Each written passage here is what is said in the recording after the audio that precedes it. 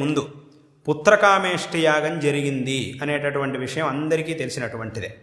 అటువంటి పుత్రకామేష్టి యాగాన్ని దశరథ మహారాజు యొక్క ప్రార్థన మేరకు ఈ శృంగేరి క్షేత్రంలో తపోనిరతులైనటువంటి అఖండమైనటువంటి తపస్సుని చేసినటువంటి ఋష్యశృంగ మహర్షి ఈ శృంగేరి క్షేత్రం నుంచి అయోధ్యకి వెళ్ళి దశరథుడి చేత పుత్రకామేష్టి యాగాన్ని చేయించి ఉన్నారు.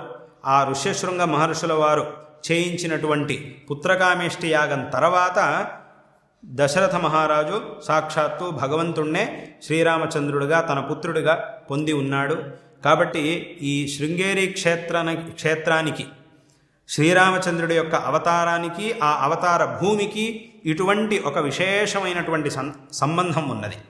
ఇటువంటి ఈ ఋష్యశృంగ మహర్షి యొక్క తపోభూమి అయిన శృంగేరి క్షేత్రంలో జగద్గురు శంకర భగవత్పాదాచార్యుల వారు ఈ సమస్త దక్షిణ భారతదేశానికి ధర్మ ప్రచారం కోసం దక్షిణాంనాయ శృంగేరి శారదా పీఠాన్ని స్థాపించారు.